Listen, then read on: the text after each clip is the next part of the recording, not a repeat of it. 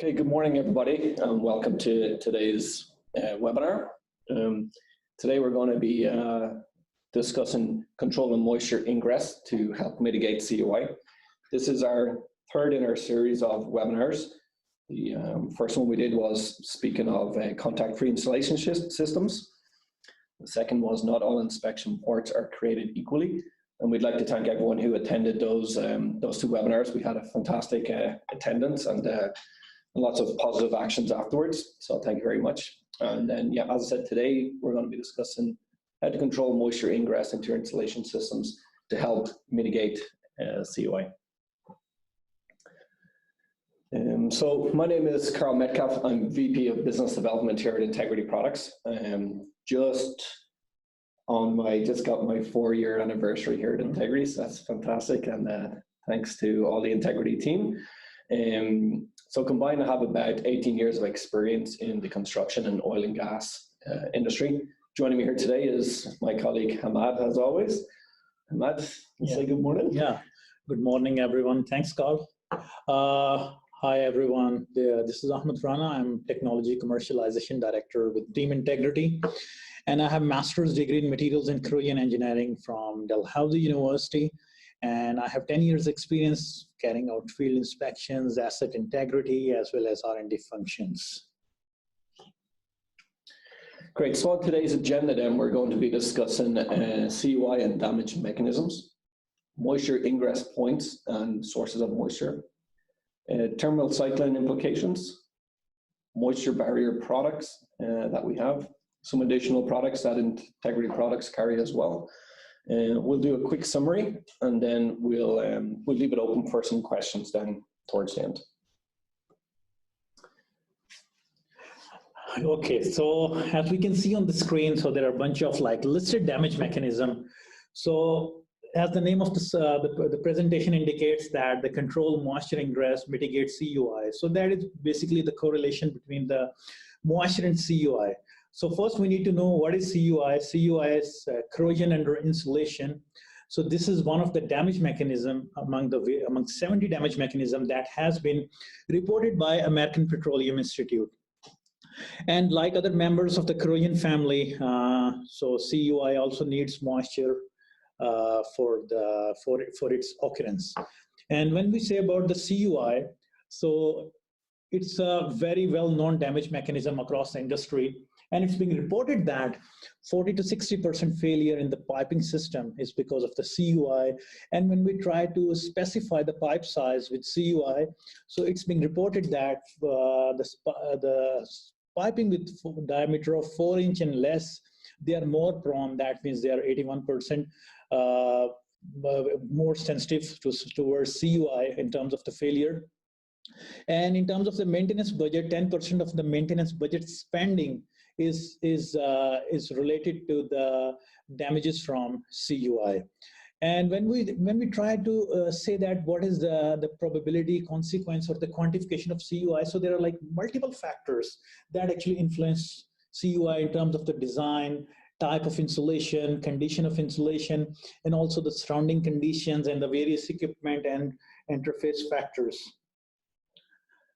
So when we say about the design, so we should be able to see whether the system, the system is designed in a way it should be able to stop the moisture ingress in that scenario, which the design should be capable. And also the insulation should be itself that should be stopping the moisture intrusion, or if the moisture goes into the system, into the insulation, it should be able to let it out of the system. So that should be the mindset with the selection of insulation. And when we say about the surrounding conditions, so surroundings like marine location, the proximity to the river, and all these the moisture factors, these are all the surrounding conditions that actually drive govern the possibility of CUI. Yeah, so one of the standards we'd like to speak to is the Nase Sp198, which states that carbon steel corrodes not because it is insulated, but it is contacted by aerated water. And some of the mechanisms we see here for moisture ingress can be Specifically, we get a lot of, especially NDT contractors and technicians, speaking about finding corrosion right where they're doing their test, because the inspection port which they're using has been allowing moisture ingress. So it's not giving you a proper look at the condition of the pipe. Also, then we can see from some of these photos here that obviously mechanical damage on the cladding itself is a huge moisture ingress point. Any sort of protrusion, jacketing laps, I know in definitely Ahmad as well, and some recent projects that we've contacted with, the jacketing laps seem to be getting more and more, like up to 4 or 6 inches on your jacketing lap. Exactly. The jacketing can be damaged quite easily. You can see here in these photos as well, like the bevels can sometimes get beat up when they're cracking those flanges. And all this can lead to the insulation underneath getting soaked.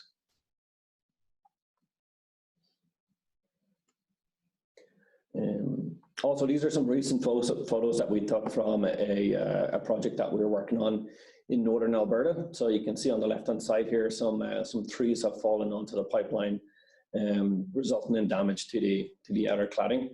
And then we also have this bear who we've seen walking along the line and just crushing the cladding as he goes. So it's not always down to bad workmanship or people stepping on the lines or any other sort of damage like that. Sometimes it's just, as I say here, the interaction with nature and how that can also damage your cladding system. Awesome. I would say it's a warm and cozy location for the bear in the especially in wintertime in Alberta. Yeah. The bears like to get up on those warm pipes for sure. Most attractive, yeah. Okay, so when we speak about the surroundings or the neighborhoods, so the main thing that comes from the surrounding is the moisture. And the various sources, external sources of the moisture could be the rain, thunderstorms, floods, snow, all these contribute towards moisture or the relative humidity. And also in the dry locations or the locations that are not in the proximity to the oceans. So still those locations could be having the high humidity, those plant locations, because of the cooling tower drift or the air that is coming from the cooling towers that carry the moisture. And the moisture, not only it carries the moisture, but the moisture carries the chloride ions in that. So in that scenario, there is a high possibility for the CUI as well as the chloride stress corrosion cracking. And also there have been various instances where the process spills or the leaking flange from some equipment or some pipeline that triggers the CUI in one of the neighboring line. And also like from some of the neighborhood maintenance activity, like there is a hydroblast cleaning of exchangers or the pressure vessels. So the moisture or the water that is coming from those maintenance works, that can also trigger the CUI via soaking of insulation. And also like the areas where there is a consistent pouring of the salt on the roads, especially during the winter time, and whenever there is a rain, there is a high possibility that the vapors or the envelope that will form around the insulated lines, that would be a high chloride vapor envelope. So these are all the factors that contribute that, and I would say these are all force majeures. We can't actually do anything about that except controlling the process spills and the neighborhood leaks. And when we say about the internal sources of the moisture, so internal sources could be the damage of the pipeline or the pressure vessel itself, like in the form of like a pinhole, or there is a rupture, there is a fracture, or the complete failure of equipment. So this result in the loss of containment and the release of the moisture. And also steam tracing, that is on the line to maintain the temperature, that can also get damaged and cause the condensation or the moisture build up on the pipe skin. And also the condensation and the thermal cycling, these are really concerned, especially they can damage the passive scales that actually form on the metal skins and aggravate the CUI rate.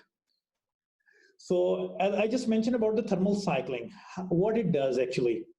So thermal cycling, it is reported in the literature that temperature is one of the major factor behind CUI, and the cyclic temperature or the thermal cycling that accelerates the corrosion rate, CUI rate. And also CUI strongly accelerates, another paper says CUI is strongly accelerated by the temperature fluctuations. So here is the picture on the right side. We can see that the coating that is being damaged via cracking and spalling. So what it does, like what happens during the thermal cycling, whenever there is a consistent expansion and contraction of the metals because of the temperature fluctuations, so the coatings or the any protective oxide scales, they can easily get destroyed during that thermal cycling process. And the destroyed coating in the scales, that is again high, that again triggers the corrosion. So this is how it works. And as the name of the slide indicates, the presentation indicates, the control moisture ingress. Why we need to control the moisture ingress? What is the concept of the electrochemistry? How does it say? So normally what happens with the CUI, what it needs for the happening of corrosion or the CUI, we have to have metal, we have to have oxygen and the moisture. So if we eliminate the moisture and if there is only metal and oxygen, so there will be only surface oxidation. So the oxide scale. And oxide scale in most of the cases, it will be passive. And this is one of the things that we shouldn't be concerned about, that as asset integrity or corrosion engineering professionals, they shouldn't be bothered about that. And when we say about the moisture activity, what moisture does? The hydroxyl ions from the moisture or the water droplets, they interact with the iron and they form the iron hydroxide, then they get decomposed into the oxide scale and the moisture again contains dissolved iron ions, and again it triggers the oxide scale formation, and the oxide scale again gets damaged because of thermal cycling of incoming moisture. So this way this reaction continues. And the moisture presence we have to avoid. We have to eliminate the moisture from the system so we can control this second reaction that of a consistent oxide scale formation and the breakage. So not only the moisture is a concern for the metal itself, but also the thermal insulations, Karl, can be easily compromised, and we have seen that, like how the temperatures on the pipe skin is deteriorating, the temperature rating. Yeah, absolutely. And I think this is a very interesting slide here, Ahmad, where we have learned that something even as low as a 5% moisture content in the insulation can have a significant rise in the K value, up to 25% in the K value. Exactly. So that would significantly affect your thermal performance, and especially depending on the exact circumstance and location and time of year, or where you're going to be installing your insulation. To have just a 5% moisture content of the insulation is very easy. So you could find yourself very quickly having less thermal performance than what you expected. Exactly, yeah.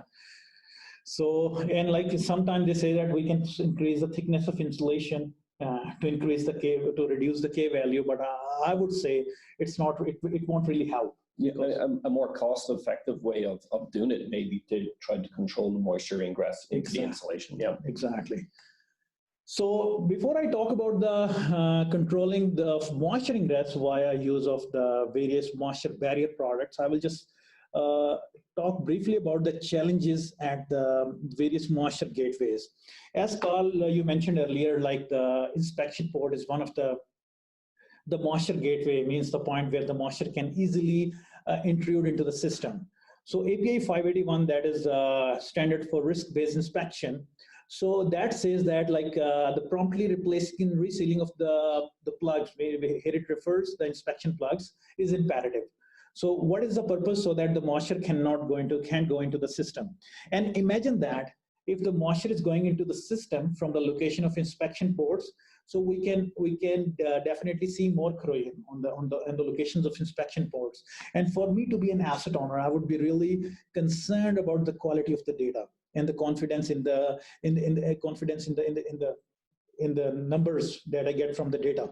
Yeah, for sure, because it's like you can see here as in the port that's pictured, that the data that you're going to get from this is not representative of the rest of the line, which is the information that you're trying to get this. So even though this inspection port seems to be installed okay, it's got silicone around it, there's still moisture ingress points in those slots and holes around it. So again, it's kind of defeating the purpose of doing your NDT inspections and gaining that kind of quality data that you can rely on. Exactly. So like I would just take the opportunity to like highlight three main features of the inspection ports. It should be the real representative of the system in terms of the data acquisition. And secondly, it shouldn't be letting the moisture inside, as API 581 says. And third thing, there shouldn't be any thermal loss from the inspection port. That should be the way it is designed and build friendly. Yeah, and yeah, it's another imperative point that the insulation piece or something like our pillows is put back into the cavity so you maintain your insulation values. Yeah. And so to address that, we have our integrity plugs. So these are made from a specially formulated silicone rubber. Has an operating temperature of minus 150 Fahrenheit to plus 450 Fahrenheit. And they have a flexible metal skeleton built into the edge trim, which allows them to easily bend and contour to the curvature of the cladding which they're being installed to, or it means they can also be installed on tight elbows. They've got a very low profile design, so that almost the entirety of the plug sits on the outside of the insulation, just on the cladding layer. So they work great with low profile hydrophobic blanket insulations. They have excellent UV and ozone ratings and are built for a 25-year service life. We've a wide range of sizes, going from 2.5 inch to our largest, which is 14 inches by 4.5 inches. Again, that one's kind of great for large bore piping or tanks and vessels, this kind of thing. And they also each plug comes in its own individual package, which contains a cardboard template, so you can easily mark and cut out the hole for installing the plug. They come with the stainless steel screws that are required to install them. They also come with full install instructions, which also contain a QR code, which brings you directly to a installation video. Here are some field shots of the plugs installed. So we can see on the left-hand side, we've got this is one of our 5-inch rounds installed right at a kind of key location there in the piping. And also on the right-hand side, this is our 9.5 by 3.5 inch inspection port, which is installed right on the apex of this tight elbow. Again, Ahmad, I think you're kind of gaining here the maximum access you could expect to gain on this elbow. Exactly. From an inspection port, like without stripping it. Absolutely. Gaining the maximum amount of access. So again, very important to the NDT technicians that they can take a good sample size and have data then that's representative of the piping as a whole. The other important feature of our integrity plugs is that because they have the flexible metal skeleton, they will actually bend and again contour to any mechanical damage which they receive and still maintain that watertight seal. So here's just a couple of images showing the rough life these plugs have to put up with in the field, but you can see, particularly with the one in the center, that even though it's received some very heavy mechanical damage, the port still stays sealed and maintains its watertight seal. Thanks, Karl. So another gateway that has been a concern for the piping, for the insulated piping, are the terminations. Especially, I would say in most of the cases, the terminations are protected via beveled end caps. And there is a likely possibility, as we have seen in the earlier picture, they can easily get damaged due to the mechanical loading and due to the pipe vibrations or the silicone, that sealant that is being applied at the edges, that can easily be compromised during the aging. So once the termination is compromised, either because of mechanical damage or from the damaged silicone, so the moisture can easily intrude into the system. So we have designed this product like the termination gasket that is being tailored to match the size of the various insulation and the various pipe sizes. So that helps to stop the moisture ingress at the terminations. And also another benefit is that it compartmentalizes the moisture. So the benefit of compartmentalization can be used to address this concern, as highlighted by API 571. It says about the sweet spot for CUI. So what it says, the first few feet of a horizontal pipe adjacent to the vertical run, that is the most favorable location for CUI. And imagine why it happens, because the moisture goes down due to gravity, and especially the horizontal segment next to the vertical segment that receives considerable moisture that is coming down.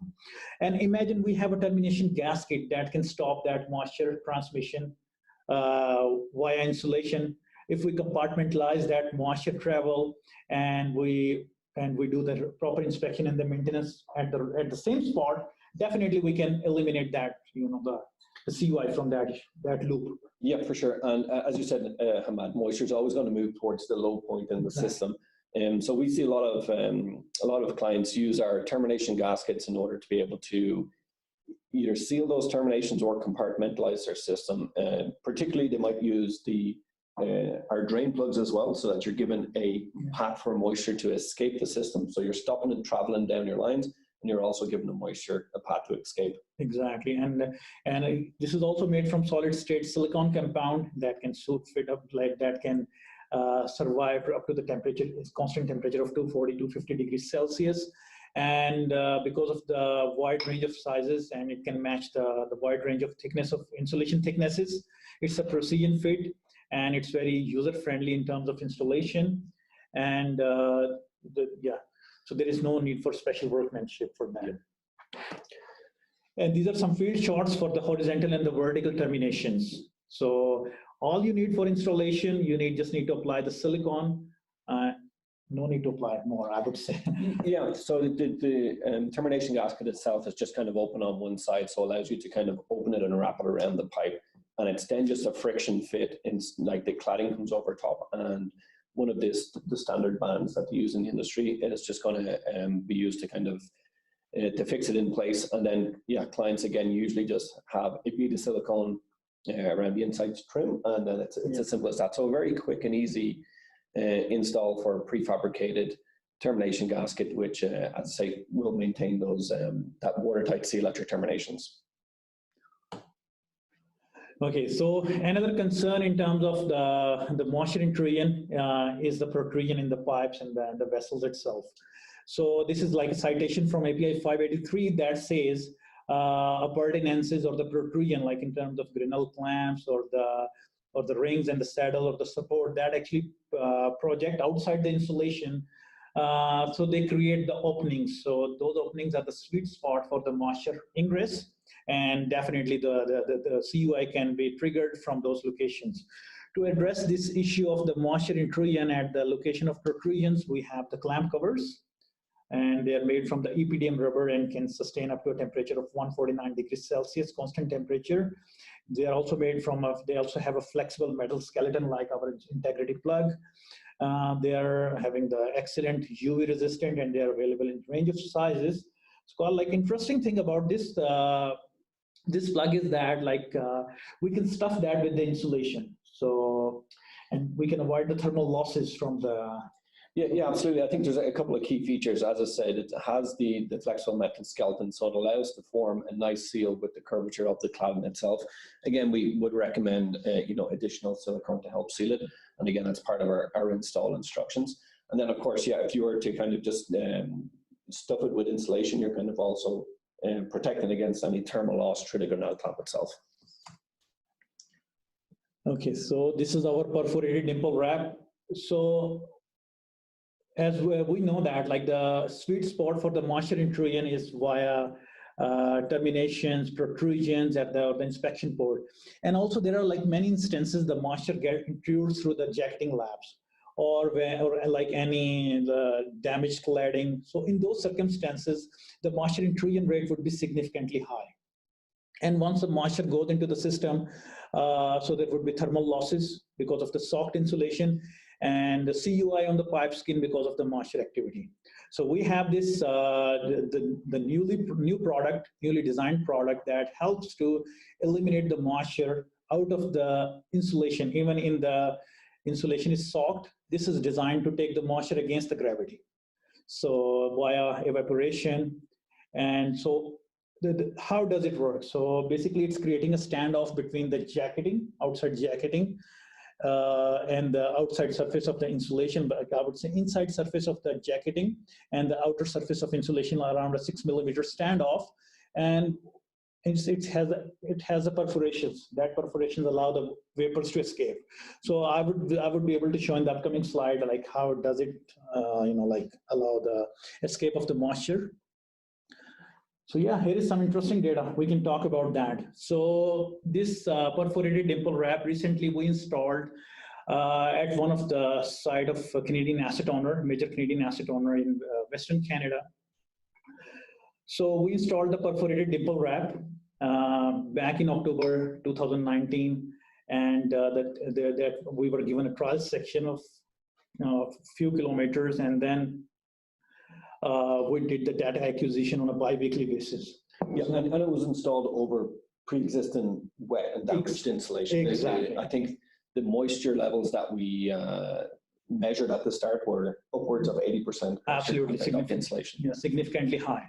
So like, so there was a lot of data acquisition, but I would just try to summarize quickly to give the background of this project. It's hard to do it in just one or two graphs because there's so much information. Absolutely, like it took us like 7 months to come up with this conclusion. So basically what we did, we installed the insulation back in October 2019, and we installed the perforated dimple wrap in conjunction with the low point drain, and we installed that with the ventilation windows. We allowed some air to flow into the insulated system, I would say outside of the insulation, so that it can help in drying of the insulation. So we basically used 4 different configurations. The first configuration was only the perforated dimple wrap itself, and the second configuration was the perforated dimple wrap with the vent and drain. And the third thing was the vent and drain only without any perforated dimple wrap. And the fourth configuration was the conventional closed contacting system without any vent and drain or perforated dimple wrap.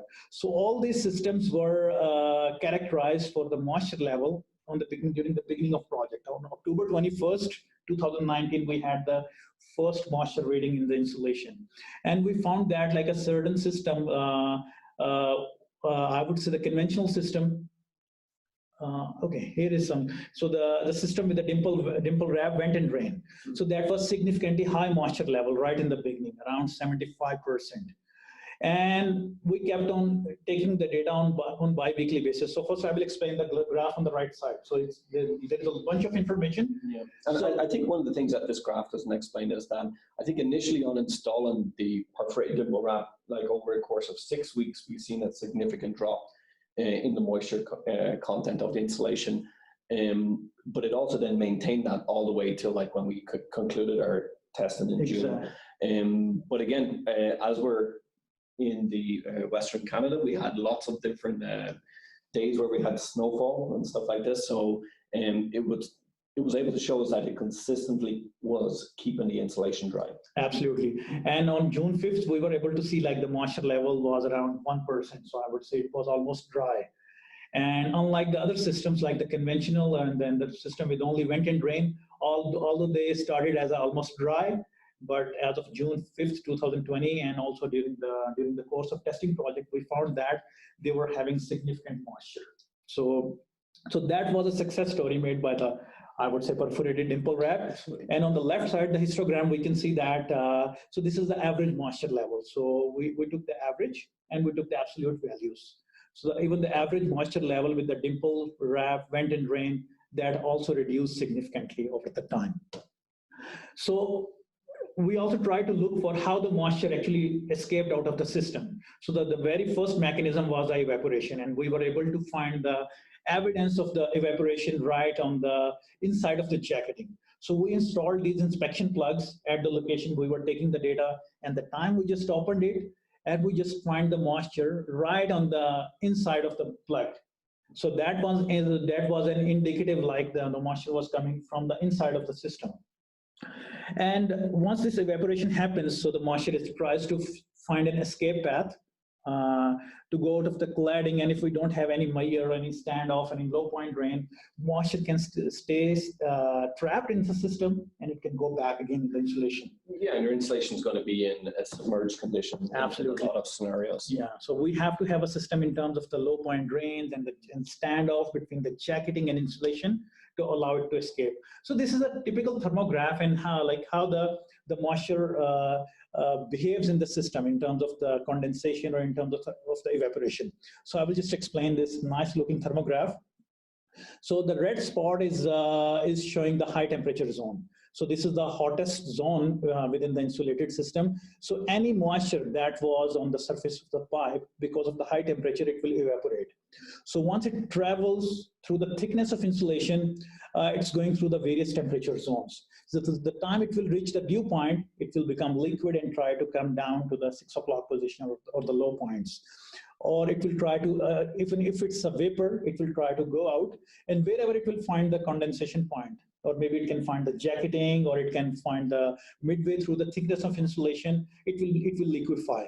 So the key benefit of our perforated dimple wrap in this case was the moisture that was striking, the condensation vapor that was striking the inside of jacketing, they weren't able to go back into the insulation. They were staying outside. And that's the reason we find the significant moisture with our perforated dimple wrap, significantly low moisture with our perforated dimple wrap. Yeah, because you're now given the moisture room to move to the 6 o'clock position on the pipe and then freely kind of leave. Absolutely. So whether it's vapor or liquid moisture, you've created that 6 millimeter standoff between the insulation and the exterior cladding, which allows that moisture then to leave the system. Exactly. So I would say in a perfectly designed insulated system, so the condensation is likely expected at the jacketing location. And the presence of the perforated dimple wrap stops the moisture from going back into the system again. Sure. So also we had the moisture to escape out of the system via gravity. So the moisture that was condensing at the jacketing, on the inside of the jacketing, that was going down at 6 o'clock position due to the gravity, and it was coming out. And I think we took this picture back in February with minus 35 degrees Celsius. Yeah, and this was the fantastic thing about doing it in wintertime, was we were left with this physical evidence of icicles grown from the ground up. You can see in the pictures that obviously the warm moisture has been able to exit through our drains, and then as it contacted the ground, it froze and formed these icicles. So as we looked along this piece of pipeline, we could see evidence of our PVC dimple wrap doing its job, getting the moisture out of the insulation and out of the system. Okay, here is some interesting one. So another benefit of the perforated dimple wrap is that it has a very high compressive strength. So imagine any wildlife walking, any bear jumping on that, though they don't jump on the pipeline. So like they are walking in case of high compressive load.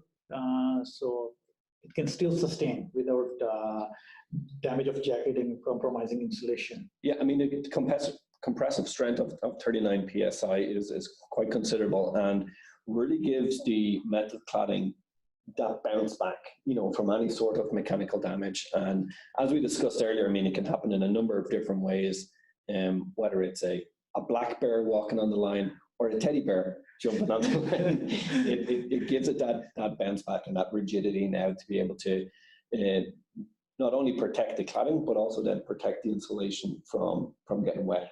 Yeah, perfect. Okay, so I mentioned earlier about the moisture activity at the pipe skin. So presence of the hydroxyl lines is triggering the corrosion via formation of iron hydroxide, iron oxides, and scales damage and all this chain reaction. So all we need to have is to stop the moisture activity at the pipe skin. So we have this Ptfe spacer wrap that is made for high temperature resistant Teflon. Teflon is inherently known to be an insulator, and it has a very high impermeability. So what it does is stops the moisture from reaching the pipe skin, and the event of any chlorides that are either coming from the environment or either coming from the leachant insulation as a leachant. So that can also be protected and prevented from reaching the pipe skin. And yeah, the other thing the Ptfe is doing here is that any moisture formation or condensation on the pipe surface, it now is it's no longer blocked moving to the 6 o'clock position. So absolutely, it's given it that space to be able to move to the 6 o'clock position on the pipe. there's a 6 millimeter standoff, so the moisture is no longer in direct contact with the pipe. And on install of the Ptfe, we recommend just a butt finish at the 6 o'clock position, so that moisture can then move into the insulation and from there Absolutely. outside of the system itself. Yeah. And also recently we had a chance to do the field trial for the Ptfe. So we installed the wrap, Ptfe wrap, spacer wrap on a line that was running at 120 degrees Celsius.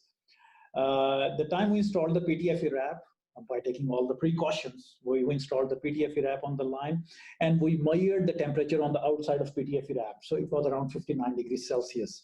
So that's a fair evidence that Ptfe is delivering its insulating performance, because it's stopping the heat from coming out of the system. And as we know that the mineral wool insulations, their performance can definitely be improved if they have the lower incident temperature. So imagine like a insulation that is exposed to 200 degrees Celsius. Having Ptfe wrap, Karl, we can bring the temperature down to. Yeah, for sure. So it's acting as a heat shield for the insulation material itself. And of course, keeping your insulation in good condition just ensures that you get peak performance from the insulation material. Yeah, exactly. So with this one, it's providing a contact-free design, it's adding to thermal performance, and it's a completely impermeable, anti-leachant, I would say, barrier. And here is our complete system, employing the perforated dimple wrap, Ptfe spacer wrap, in conjunction with the vent and drain. So low point drain are meant to drain the accumulated moisture at 6 o'clock position. Vents are meant to allow the air circulation into the system so that like the insulation drying time can be reduced.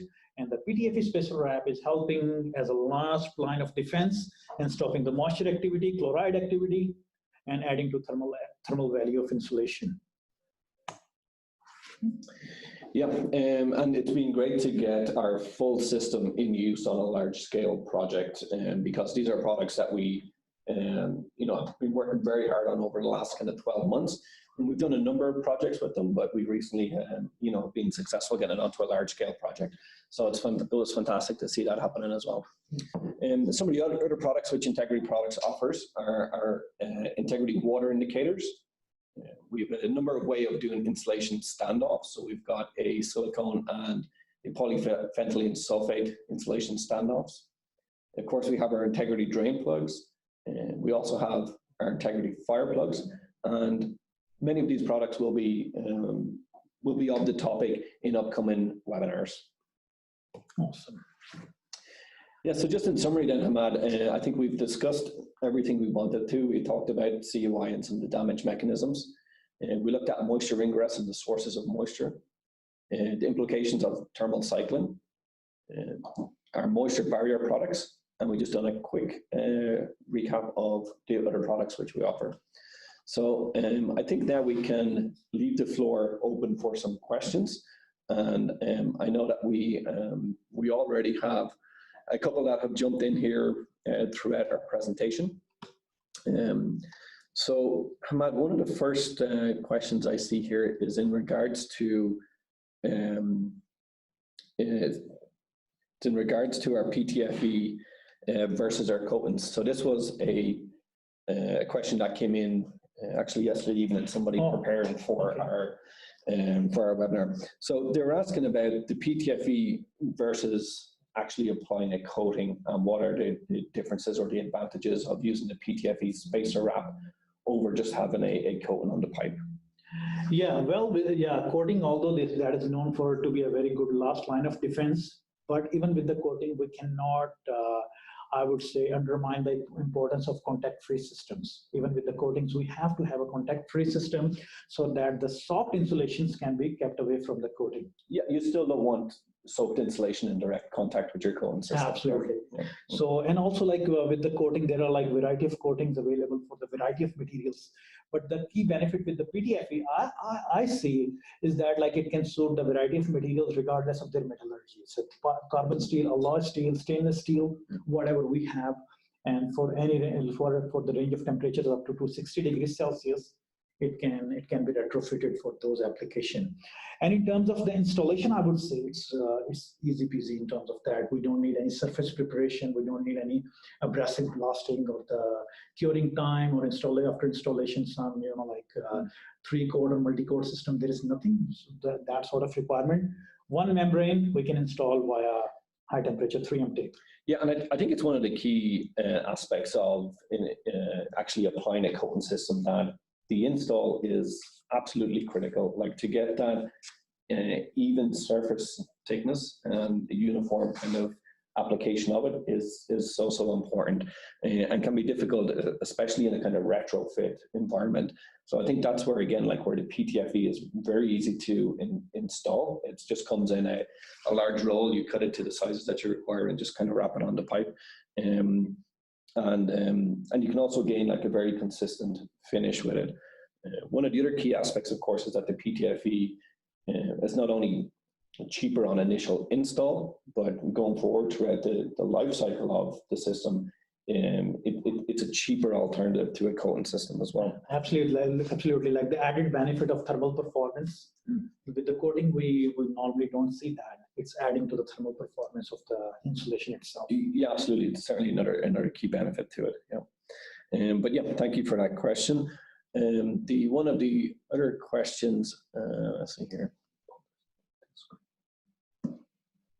Sorry, one of the other questions we see coming in here. Ahmad, do you want to just read this one? How recent was the Dimple graph study? Any additional studies, past or future? So yeah, I think we did mention that we initially started our study towards the end of October 2019. So that was kind of like a full-scale field trial over 2.7 kilometers of 20-inch pipe. We've also done studies with the University of Alberta, so we've got a lot of kind of lab data on it too. And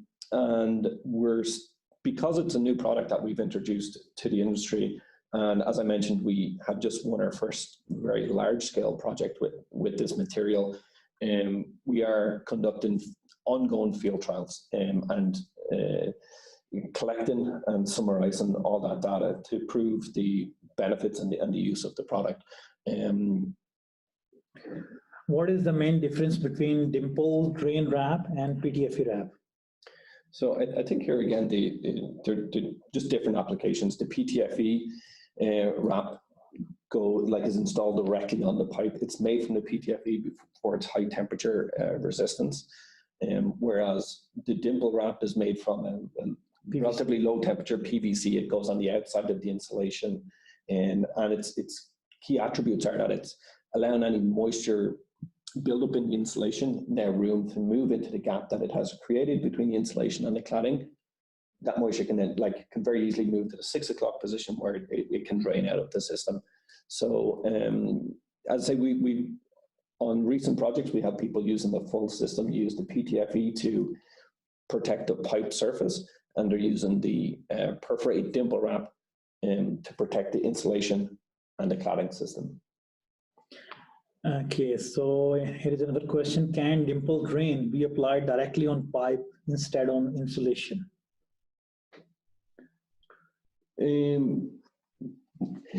Yes, I suppose it could, depending on the temperatures and the particular kind of the particulars of the application. But yes, of course, it could. If what you're trying to achieve is, again, creating an air gap that will allow moisture to freely get away from the pipe surface. Yes, I think it could be, yeah. Okay, and how to seal the overlaps of Dimple drain wrap? So the Dimple wrap, as I say, it's just creating a standoff between the insulation and the cladding, and there's really no need to overlap it. I think we've seen some people just overlap it just to try and ensure that it kind of stays together, but it's not imperative that it overlaps. So again, we would recommend that even a slight overlap or butt finish is more than enough to maintain that standoff which we're trying to create.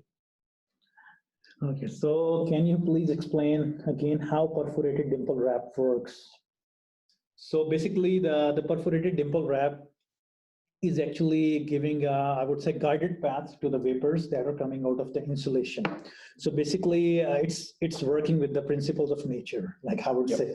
So yes, I think traditionally, Ahmad, if you can imagine a situation where you've got definitely in a cyclic temperature system where your temperatures are fluctuating and you've got condensation built up on the pipe, a lot of the time that moisture and that condensation will vaporize through the body of the insulation.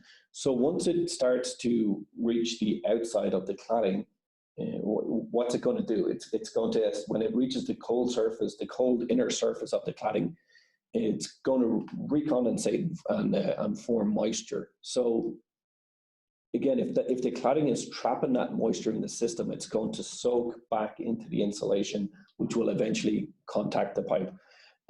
So what the perforated dimple wrap is doing is creating that standoff between the insulation material itself and the inner surface of the cladding, and moisture can freely pass through the perforated dimple wrap into that air gap that it has created, flow to the 6 o'clock position where it exits the system through our drains. Exactly. So basically, perforated dimple wrap is sitting in the coolest zone of insulated system. So any liquid moisture that would be there in the coolest zone, that will find an escape, guided escape path to 6 o'clock position. And also there is a question. I would say it's a question. Can we obtain the previous and current recorded webinars? Yeah, we can definitely. We can send them. Yeah, they're available on our YouTube channel, and we can certainly make them available to everyone here after the presentation. This presentation as well will be available on YouTube later today, I'm sure, and I'm sure it's going to be something that we will also put out there as part of our marketing and our social media pages. Awesome. So we had one other person as well asking about the termination gaskets and what sizes they're available in. Yeah, I think we may have skipped over it quickly during the presentation, but we make them bespoke. So for every pipe size, every insulation thickness, we can make the gaskets to suit. We've even done some very large ones in excess of 30 inches on 30-inch pipe. And we can make them right from a very small size to a very large size, including for low-profile insulation systems like aerogel blankets. So yeah, I'd say they're made bespoke, and we can make them in any size which is required. Another question here. Could dimple wrap be used in steel boxes on valve and flanges? Steel boxes are often damaged due to the same reason, like metallic cladding. Yep. Yeah, so again, I think absolutely, and thank you for the question, Damien, and we can certainly discuss this in a little bit more detail after the presentation here, but yeah, I think there's a number of different applications where the PVC dimple wrap can be used, and as I said, with the compressive strength of it, I think that there's many applications where it would add a lot of value to their systems. We have another question here, Ahmad, which is asking, is there an acceptable level of moisture content for your insulation to have? I mean, the quick answer is no, like it's zero at best. Exactly. But is there any range? Like we've seen that during the presentation, we mentioned that 5% moisture content increases the K value by 25%, which is significant. But is there anywhere in between that's deemed to be an acceptable level of moisture? Well, I would say there has to be a significant study on that. Yep. It has to be determined by the application to application, case to case. The manufacturer, the specific insulation. Exactly, and yeah. As I say, I think the quick answer is no. Like, no. I mean, really, don't. If you can keep your insulation completely dry, it's going to perform at its peak. And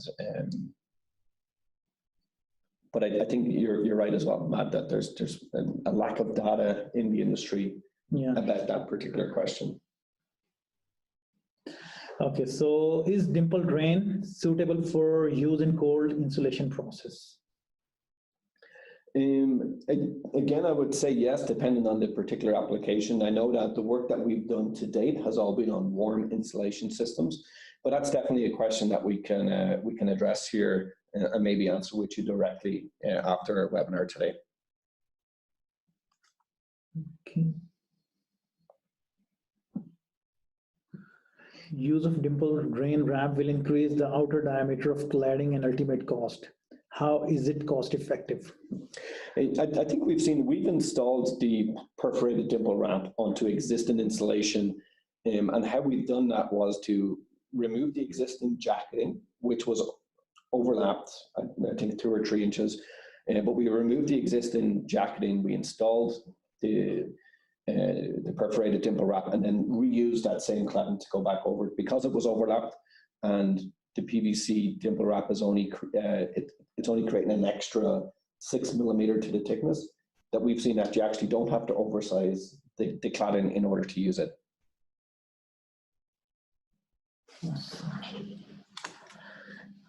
And with that question, Ahmad, where we talk about cost effectiveness, we have seen and we've discussed with many clients that the lifespan of their insulation system in some cases is incredibly short.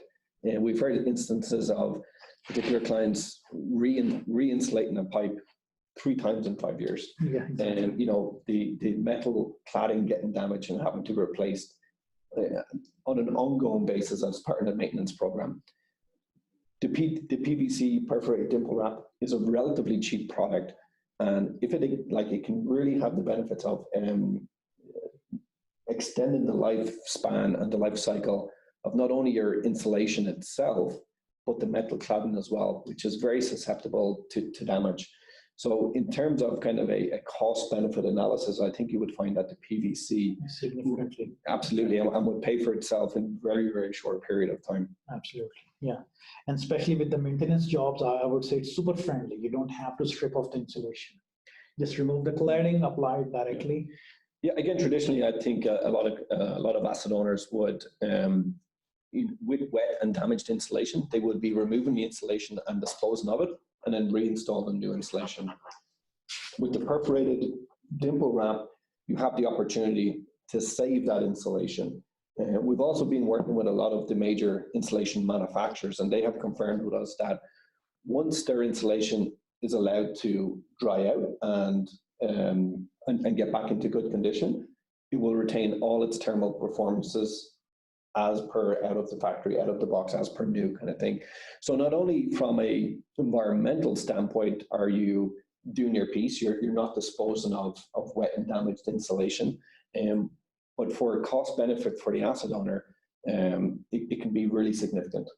Absolutely. And like it is a complete clear evidence that the insulation that was soaking wet at around 80% moisture, that was almost dry in June. Yeah, for sure. And I know our study kind of stretched from October 2019 till June 2020, but I think in our initial 4 to 6 weeks of the testing period, we've seen on many of the lines that we were testing, we've seen the moisture content go from above 80% down to below 5%, like in a 4 or 6 week period. Again, the benefits of doing it in Alberta during the wintertime was we were able to see the sheer volume of moisture which was allowed to exit the system, because we're now giving it the room and the means to drain and pool to the 6 o'clock position and then leave the system through our drains. So yeah, absolutely. I think that's about it then, Ahmad, for our questions. So I think we'll start to wrap up here. Again, anyone, if there's any additional questions you want to ask us after the presentation here, we can certainly address those and contact with you directly. Yeah, again, we'd just like to thank everyone for joining us here today. We do have a $100 gift card, which we do at our webinars for people who have attended.